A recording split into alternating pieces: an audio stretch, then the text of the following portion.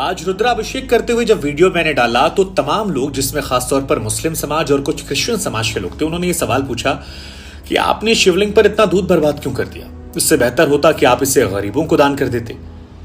चलिए, इनका तो ठीक था, लेकिन मुझे हैरानी तब हुई जब हिंदू वर्ग के तमाम लोगों ने कहा कि खासतौर पर नई पीढ़ी के लड़कों ने कि सर आपको ये नहीं करना चाहिए था, इससे काफी बर्बादी होती है, गरीबों को आपको दान कर देना चाहिए था।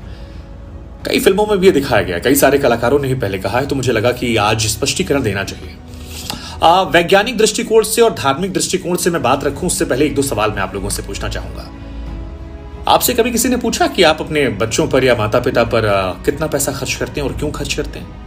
नहीं पूछा ना। तो भगवान शिव हमारे आराध्य हैं, अपनी कमाई का अगर कोई हिस्सा उन पर खर्च कर रहे हैं तो आप सवाल पूछने वाले कौन होते हैं? और ये जो गरीबों वाले ज्ञान वाली बात है ना, ये आपको मजार पर चादर चढ़ाते वक्त नहीं आती, या चर्च में जो मोमबत्ती लगाते हैं, कभी आपने सोचा कि वो मोमबत्ती किसी गरीब की झोपड़ी में लगाकर उसको रोशन कर दें? नहीं ना। कभी आपने सोचा कि आप अपने जन्मदिन पर जो पैसा बर्बाद करते हैं, नए साल में पार्टियां करते हैं, फिल्मों देखने जाते हैं, हजारों रुपए खर्च होते हैं, 500-500 रुपए की टिकट आता है, शैंपेन पीते हैं, लॉन्ग ड्राइव पे जाते हैं, कितना तेल खराब होता है? कभी सोचा आपने?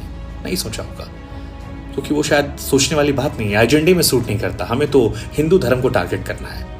चलिए ठीक है, अब आते हैं धार्मिक और वैज्ञानिक दृष्टिकोण पर। विष्णु पुराण की माने तो भगवान शिव ने समुद्र मंथन के दौरान जब विष को ग्रहण करना शुरू किया तो उनका शरीर तपने लगा।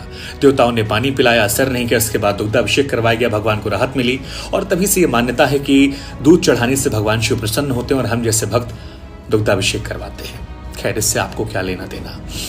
इसके अलावा क्या आप जानते हैं कि ज्यादातर शिवलिंग जो हमारे हैं वो नदियों के पास, कुएं के पास या समुद्र के पास है? क्यों? क्योंकि ऋषि मुनियों ने व्यवस्था की थी कि जब दुग्धाभिषेक करेंगे तो उसे इकट्ठा कर लिया जाएगा और उसे या तो गरीबों में दूध को बांट दिया जाएगा या फिर उसका चरणामृत बनाकर भक्तों में बांट दिया जाएगा।